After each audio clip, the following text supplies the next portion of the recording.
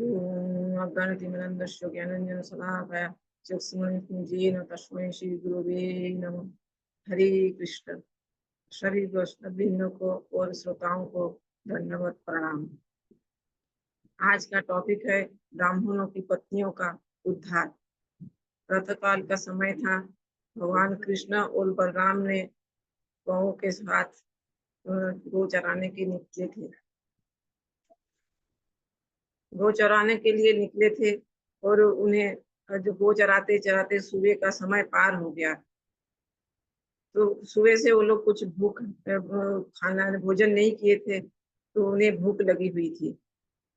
तो वे तुरंत कृष्ण तथा बलराम के पास पहुंचे और बोले, हे कृष्ण बलराम, आप दोनों सर्वशक्तिमान हैं।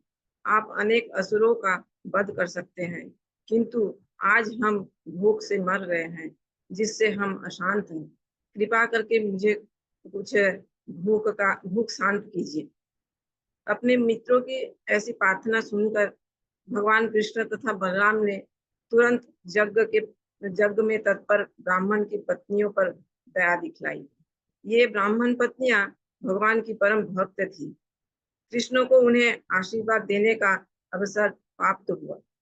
उन्हें कहा, हे मित्रों, पास ही ब्राह्मण के घर जाओ। वो इस समय अंगरीष यज्ञ में लगे हैं अंगरीष यज्ञ करने में लगे हैं, क्योंकि वे स्वर्ग लाभ करने में इच्छुक है। तुम सब उसके पास जाओ। फिर भगवान ने उन्हें ये भी समझा दिए कि वो वैष्णव नहीं है, वो विष्णु के उपासक नहीं है। किंतु भगवान ने अपने मित्रों को ये भी बता दिया कि मेरे नाम लेकर उन्हें भिक्षा मत मांगना, क्योंकि मेरे नामों के प्रति उनका कोई आकर्षण नहीं है। भगवान की आज्ञा पाकर ग्वालों ने ब्राह्मणों के पास गए और कुछ भिक्षा मांगने लगे। वे उनके पास हाथ जोड़ के पहुंचे और उन्हें दंडवत प्रणाम करके बोले, हे भूषरो, कृपा हमारी बात सुनो, जिन्हें बलराम तथा कृष्ण का आदेश मिला है। आशा है कि आप दोनों की आप बातों को सुने, जिन्हें बलराम तथा कृष्ण का आदेश मिला है। आशा है कि आप उन दोनों को अच्छी तरह जानते होंगे। हम आपका कल्याण चाहते हैं। इस समय पास ही गांव में भगवान कृष्ण और बलराम गो चराने आए हैं। हम भी उनके साथ ही हैं। हम आपसे कुछ भोजन मांगने आए हैं, क्योंकि इस समय हम भूखे हैं। आप सभी ब्राह्मण हैं, आप धर्म के ज्ञाता है। यदि आप सोचते हैं कि आपको मुझे कुछ भिक्षा देनी चाहिए, तो हमें भोजन दीजिए, जिसे हम और कृष्ण बलराम साथ मिलकर खा लें। यद्यपि ये लड़के ग्रामवासी थे, तो भी उन्हें वैदिक ज्ञानों का पता था, किंतु उन्हें ये इंगित वैदिक ज्ञानों के बारे में पता था। तो उनको इंगित कर दिया कि हमें भी ज्ञान है। ब्राह्मणों को धार्मिक नियमों का ज्ञाता के नाम से संबोधित करके लड़कों ने ये विचार अभिव्यक्त किया कि जब भगवान तथा बलराम भोजन मांग रहे हैं, तो ब्राह्मण बिना हिचक के तुरंत भोजन ला दे, क्योंकि गीता में भी इस बात का उल्लेख है कि यज्ञ भगवान विष्णु को प्रसन्न करने के लिए ही किया जाता है। बालकों ने आगे कहा, कृष्ण तथा बलराम के रूप से भगवान विष्णु प्रतीक्षा कर रहे हैं, अतः आप जो भी भोजन हो हमें तुरंत दे दे।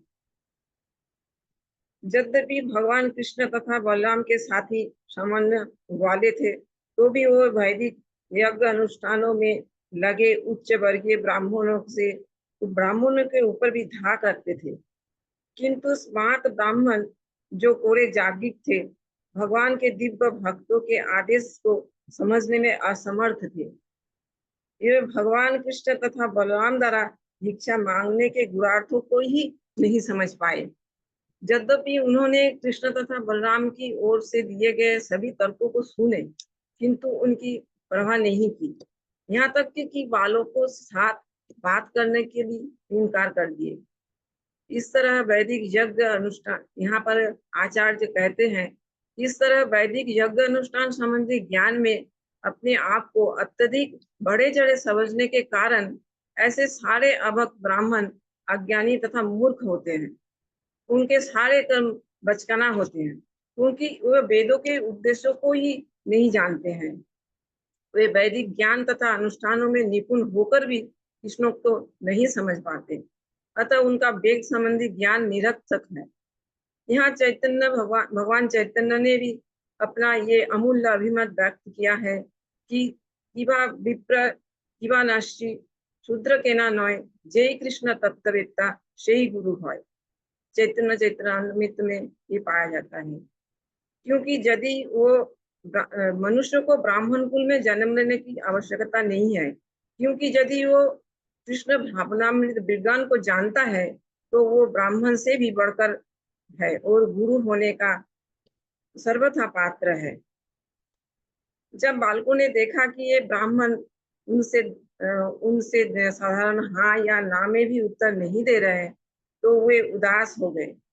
तब वे भगवान कृष्ण तथा बलराम के पास लौट आए और जो कुछ वहां घटा सब उन्हें विस्तार से बताए।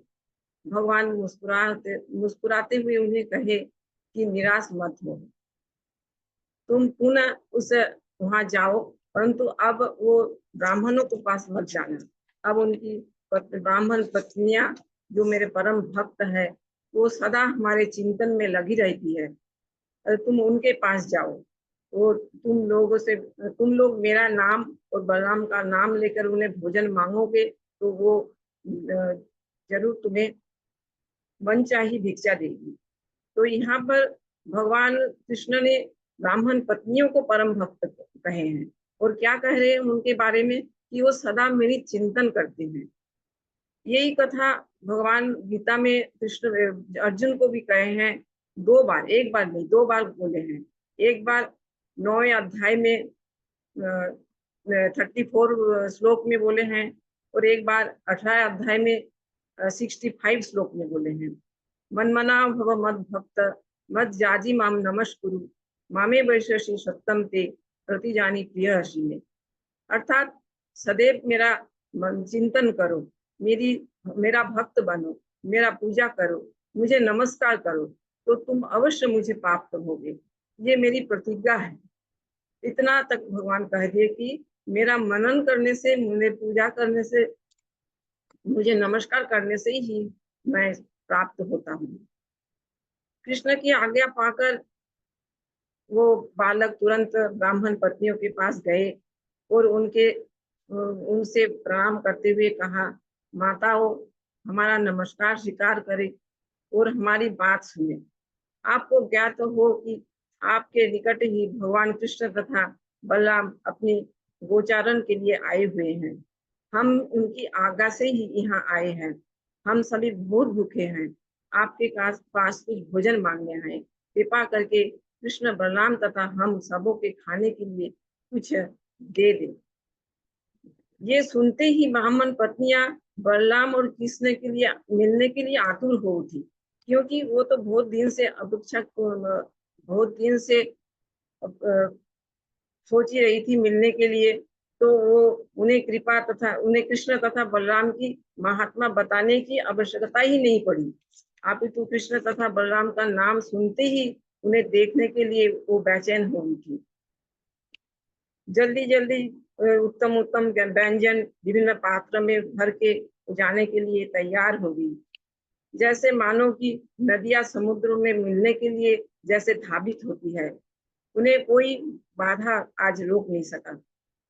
वे ब्राह्मण पत्नियां दीर्घकाल से कृष्ण को देखने के लिए आतुर थी, किंतु जब जब घर छोड़कर उनको देखने के लिए तैयार होती, तब तब उनके पति पिता संबंधी जाने से मना कर देते थे। किंतु इस बार वो मानी नहीं। जब भक्त कृष्ण के प्रति आकृष्ट होते हैं तो ऐसा ही होता है, उसे कोई नहीं रोक पाता। तो वो ब्राह्मण पत्नियां जमुना तटवर्ती वृंदावन के जंगल में गई, जो वनस्पति था नव विकसित लताओं पुष्पों से भरा हुआ था। उन्होंने जंगल में कृष्ण तथा बलराम को अपने प्रिय संगियों सहित गोवे चराते देखा।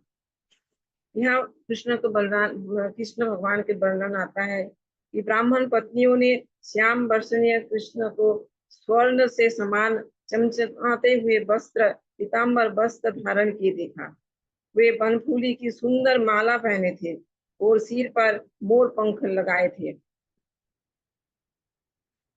वे और नाटक मंडली के नर्तक कलाकार जैसे प्रतीत हो रहे थे।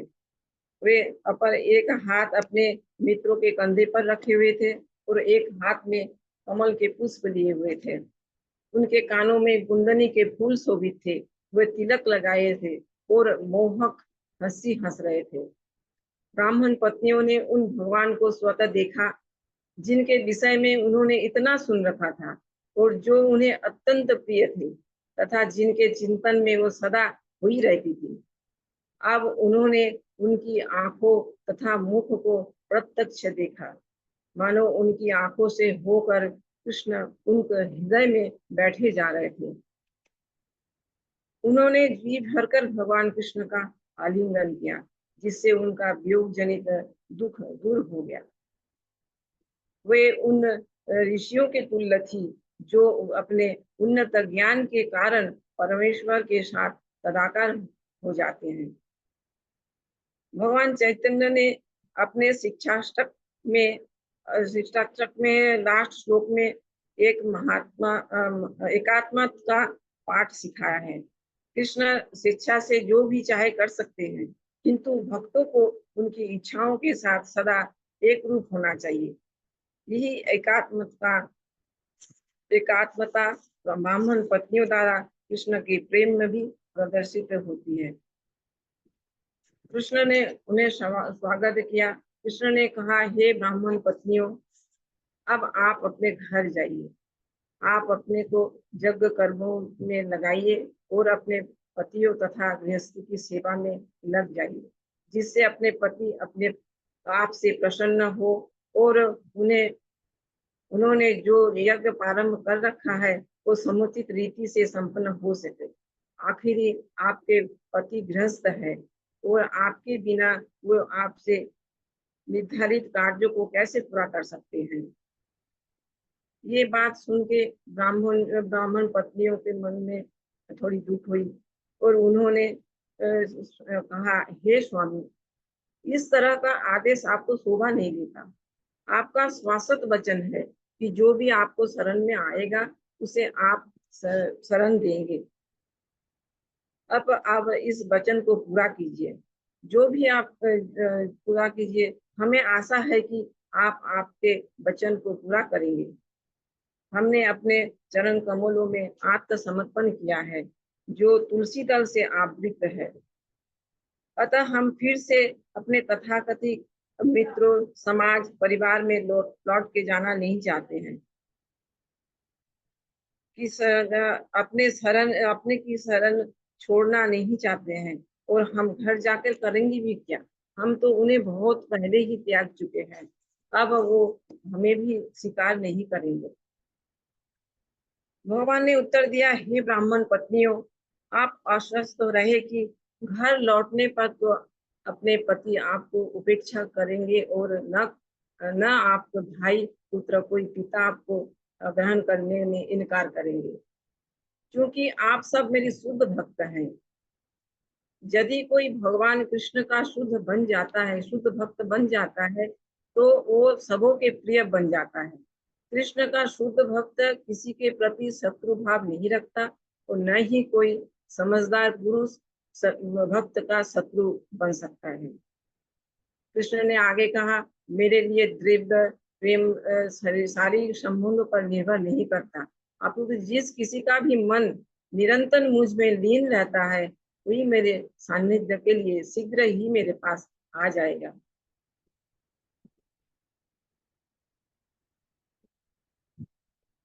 इस प्रकार नित्य प्रसन्न रहने वाले भगवान गोविंद एक सामान्य मनुष्य के रूप में प्रकट होकर सामान्य व्यक्तियों को कृष्ण चेतना की ओर आकृष्ट करने के लिए अपने को दिव्य लीलाएं अपनी दिव्य लीलाएं प्रकट करते रहे। उन्होंने अपने शब्दों तथा सौंदर्य और समस्त ग्वालों तथा वृंदावन की बालाओं को तक की आकृष्ट किया और सबने मिलकर भगवान की लीलाओं को आनंद लूटा। भगवान तो लीला पुरुषोत्तम कहलाते ही हैं।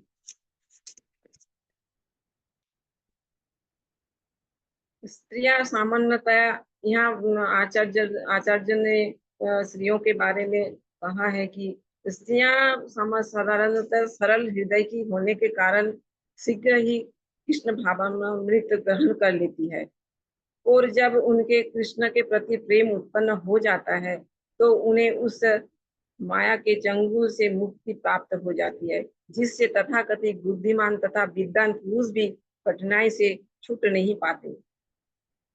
वैदिक आदेशानुसार स्त्री को न तो उपनयन संस्कार द्वारा दीक्षा ग्रहण करने से गुरु के आश्रम में ब्रह्मचारी के रूप में रहने की अनुमति है, न ही उन्हें अनुशासित विधि विधाओं का अनुसरण करने दिया जाता है, और न वे दर्शन या आत्म साक्षात्कार के विषय में चर्चा करने में पटु होती है।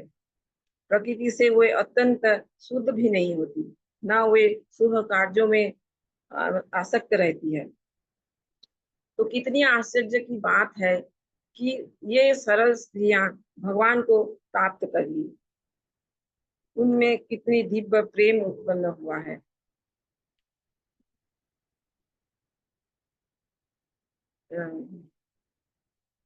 ब्राह्मणों ने कहा, क्योंकि वे ब्राह्मणों के पास जब भगवान भिक्षा मांगने आए थे तो वो समझ नहीं पाए कि भगवान का क्या उद्देश्य है, तो इसीलिए ब्राह्मणों ने कहा, क्योंकि वो जदुकुल में प्रकट हुए थे, तो हम अज्ञान बस ये नहीं समझ पाए कि वो भगवान है, किंतु साथ ही हमें गर्व है कि हमें इतनी महान पत्नियां मिली है, जो हमारे कठोर कठोर विरोध की श्रृंखला से बंधकर भगवान के प्रति शुद्ध भक्ति भाव उत्पन्न कर सकी है। हम भगवान से प्रार्थना करते हैं कि वे हमें क्षमा करें, क्योंकि हम उनकी बहिरंगा शक्ति से मोहित हैं। हमने उनकी दिव्य महिमा जाने बिना ही उनकी आज्ञा का उल्लंघन किया है। ब्राह्मण ने अपने पापों का प्रायश्चित किया। वे स्वयं जाकर उनको नमस्कार करना चाहते थे, किंतु जब तक भक्ति के द्वारा शुद्ध न हो लिया जाए, तब तक भगवान का दर्शन मिलना संभव नहीं। तो इसी ब्राह्मण वो अपने आप को बहुत धिक्कार देने लगे कि हमारा जो नियम है, हम जो इतना पूजा पाठ करते हैं, उसे धिक्कार है, हम सबको धिक्कार है, क्योंकि हमने उस भगवान के प्रति प्रेमा भक्ति विकास नहीं कर सके। हम सबको धिक्कार है, क्योंकि हमने उस भगवान के प्रति प्रेमा भक्ति विकसित नहीं की, जो मन शरीर तथा इंद्रियों के परे है।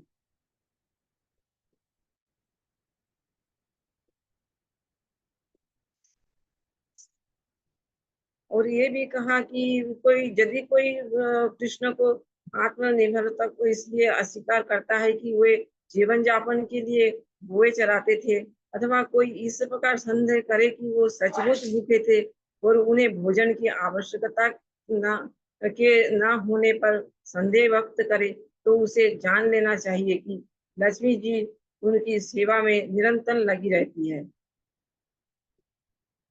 इस तरह लक्ष्मी जी अपनी चंचलता की पूरी बाण छोड़ सकती है। ब्रह्म संहिता में इतना भी कहा है कि जैसे वैदिक शास्त्रों में कहा गया है कि कृष्ण का धाम में न केवल लक्ष्मी जी अपितु कई सहस्र देवियां आदर सहित उनकी सेवा करती है। ये सोचना कोरा भ्रम होगा कि कृष्ण ने ब्राह्मणों से भोजन की भिक्षा मांगी। ये तो वस्तुतः उनकी शिक्षा, उनकी लीला थी कि वे ब्राह्मण अनुष्ठानों में लगने की बजाय उनकी शुद्धि भक्ति को किस तरह स्वीकार करें। श्री भगवान के शरण में जाना बहुत कठिन है। विद्वान ब्राह्मण तथा पत्नियां इसका जीता जागता उदाहरण है। ब्राह्मण की पत्नियों ने शुद्ध भक्ति से प्रेरित होने के कारण विरोध किसी प्रकार के विरोध की परवाह नहीं की, और वे तुरंत कृष्ण के पास पहुंच गई। किंतु भगवान की सर्वोच्चता से अनजान होने तथा पश्चाताप करने पर भी ब्राह्मण राजा कंस के भय से उनके पास जा नहीं सके, उनसे मिल नहीं सके। तो इस कथा से हमें क्या सीख मिलती है? हमें भी ये याद रखनी चाहिए कि भगवान जैसे कृष्ण को भगवान कृष्ण जैसे अर्जुन को बताए हैं गीता में कि आप मेरा सदा चिंतन करे, मेरा भक्त बने, मेरी पूजा करे, मुझे नमस्कार करे, तो ऐसे करने से मुझे अवश्य प्राप्त होगी।